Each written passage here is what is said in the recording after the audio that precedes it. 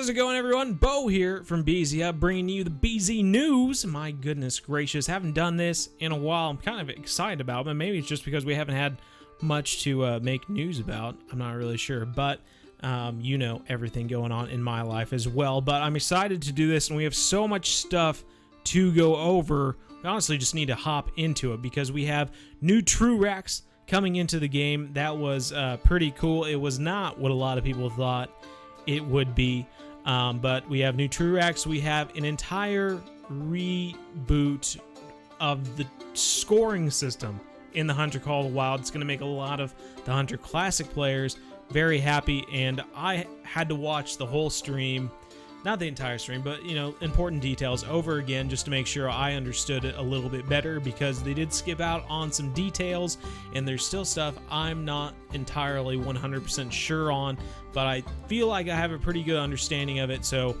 feel free to add in little comments in the comment section if you know, fill in the little pieces of information that I am not remembering, I suppose is what I'm trying to say, but I do have a good understanding of that. And then we have some hints of stuff, but I feel like that's going to be another video. So let's just cut right into the new TRURACS animal, which is going to be the water buffalo. New water buffalo TRURACS being added into the Hunter Call of the Wild. They said that basically all the horned animals were much easier to do than antlered animals, you know, thinking about the mule deer and the red deer. I know the red deer is a big one that everyone is excited for, and so buffalo we're probably going to see pretty soon. The water buffalo is of course being done right now, and we'll most likely be seeing, you know, kudu. I guess Cape buffalo is kind of closer to the water buffalo, and then the bison, of course. I'm not really sure what will be done with the bison, but I'm excited to see how it all turns out. I suppose it's something to look forward to, but now for the biggest thing, the new trophy system, the new scoring system altogether, Animal Scoring 2.0. A lot of stuff going on there, and like I said, I had to watch the stream over again just to understand it all. So basically, the biggest thing is that the 0 to 1000 scoring is gone. There's not going to be a score between 0 and 1000. It's going to be 0 to whatever, and basically this was an idea to create a larger range of animals, which is great. It's going to be a little more natural, I suppose. There's going to be animals that go above 1000, you know, who knows how big they might be, but basically the idea was that right now they have a rack which symbolizes a 1000 scoring animal, and anytime they want to add in more horns or antlers or whatnot, it would have to be smaller than the 1000 scoring animal. And if they ended up, you know, making a new 1000 score, then they would have to scale back all of the other antlers that they have, you know, hundreds of different combinations of antlers, if not thousands. And so you can imagine that's a lot of work. So basically they got rid of the 0 to 1000, and now it could just go on forever. You could have we could eventually have a 2000 scoring mule deer or 2000 scoring red deer, you know, once we have non-typical antlers or something like that. That is something to look forward to. I'm really excited about that, and we'll learn more about non-typicals later on, but they did give us a hint about when we would see that. But let's keep going on about the trophy rating. So basically, the biggest thing in the scoring now is going to be the trophy of the animal. So, you know, if you have a 12-point buck or something like that, that's going to weigh more heavily. Bjorn's going to help me start making this video as he starts barking at a jogger going by. But basically, you know, you're going to get more of your score based off of it being 12-point than using the correct round or shooting it in the right place. You know, who knows, it could be to the point where you could end up shooting a giant deer, which scores way up there, way past what you would need to be a diamond, and you used a rifle that, you know, it's kind of lower down the line and got kind of a cruddy shot, but because it scored so highly and it's weighted so heavily on the trophy rating, could still be a diamond, which is something pretty cool, I suppose. And I think a lot of more real life hunters and just kind of realism people who are more focused on that will be happy about that. There is still going to be scoring that involves metals, you know, your silver, bronze, gold, up to diamond. There's still going to be that. And this is one of the things I was kind of curious about, was getting rid of the 0 to 1000. We have an understanding of once you get up to 950, you know, below that is a gold to the silver level, and below the silver is the bronze. You know, we focus more on the gold and the diamond, just that 950 break, basically. But now that they're getting rid of the 0 to 1000, it will be interesting to find out what the new ranges are for the silver, bronze, gold, and diamond, because it's unknown at this point. You don't know if it's going to be 1200 plus or if it's going to be 1000 plus as a diamond. You know, we don't know, because the scores are going to be totally different now. And yeah, who knows? Something to look forward to, I suppose, as we learn more about it in the future. So other than the trophy rating, they did say that there are going to be 3 other aspects of it, which kind of add on to the score, I believe, but also kind of give you more money based off of, you know, the score of the animal, basically. There are going to be ethical rounds, which I'll get into here in a little bit, but you're also going to have number of shots. You can put in 2 shots into an animal before you start losing integrity based off of the shots you're putting into it. And then shot placement, of course, which is, you know, you're hitting the lungs, you're hitting the heart, you know, all that. That's all going to play a factor. We just don't know how much of a factor it's going to play.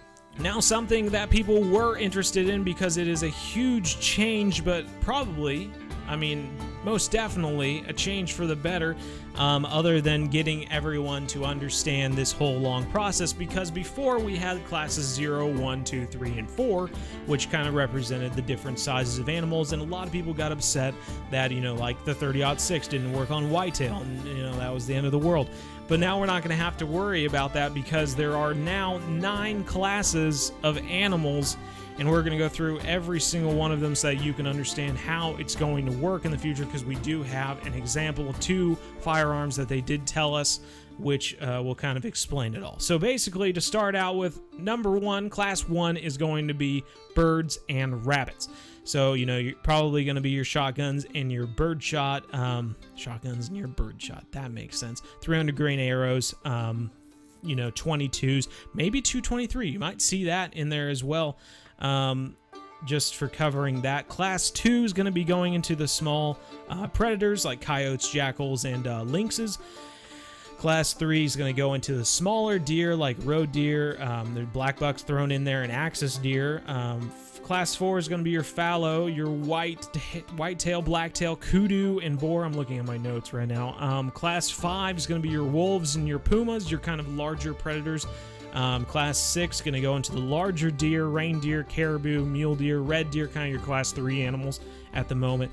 Class 7 is going to be your bears, your black bear, brown bear, you know, grizzly bear, kind of stuff like that. It is going to be interesting, because I do believe you get full integrity by shooting black bear with a 7.62. So I'm guessing the 7.62 must go up to a 7 now.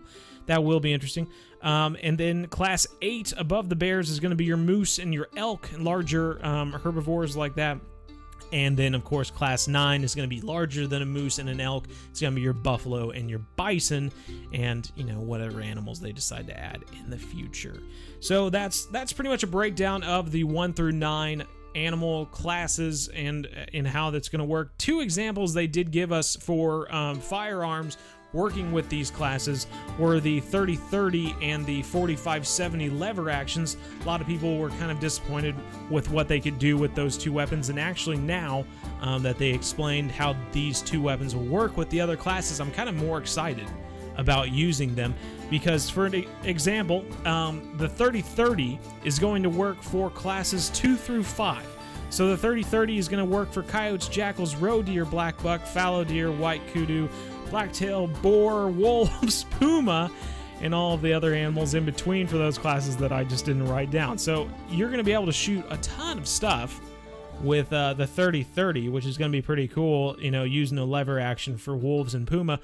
Talking about the 45-70, little bit of overlap here, kind of interesting. The 45-70 is going to cover classes 4 through 9. a lot of animals. So you're going to be able to use the 4570 on fallow deer, whitetail, puma, wolves, red deer, reindeer, caribou, mule deer, bears, moose, and elk, and use it on buffalo and bison. So, I mean, the 4570 is going to be a great all-around weapon, and you're going to see it on a lot more loadouts for hunting diamonds. So that'll be really interesting. Other than that, general bug fixes are going to be coming out. Something for everyone to look forward to, and something that everyone should pay attention to here in 3 days, January 17th, the Call of the Wild survey is going to be released, which is going to ask you questions about how you think the devs are doing, what kind of stuff you're interested in, what kind of animals you're interested in, what environments you want to be hunting in Australia, North America, Africa, that kind of stuff. It's going to give you an opportunity to put your voice out there other than messaging on Facebook to who knows who and forums and all that. This is the time that you can put your voice out there and vote as a community for the kind of stuff you want. And they did drop some more hints, including something they said a couple weeks ago, and I'm going to make another video about that, but I'm really excited about all the things coming out. I was going to have to redo my score sheet. Everyone knows the BZ Hub and Zaggy DK score sheet, and now I was having difficulty picturing on 8.5 by 11, but I'm thinking with this new class deal here and not having to write down the weapons that you can use for it, it might open up enough room to redo the sheet. So I'm looking forward to that, and that's basically it. That's kind of just a recap of everything that went down. 12 minutes of recap. A lot of stuff, but I'm happy about everything happening, and I'm eager to hear what you all think. If you comment down below in the comment section, tell me what you think about this new update, what you're excited for. Make sure you go out and get your legacy water buffalo, the diamond water buffalo. I have 2 unofficial diamond water buffalo, which is horrible, but at least I have the rack or the horns there to show it. Yeah, like and subscribe. Make sure you hit the bell so that you know about the videos when they come out. And that's about it. Check us out on Twitch. Check out the BZ Hub Discord. And why don't you go check out that character, Zaggy DK, while you're at it, just for kicks and gigs, whatever that saying is. All right, take care, everyone. As always, keep hunting. Never stop.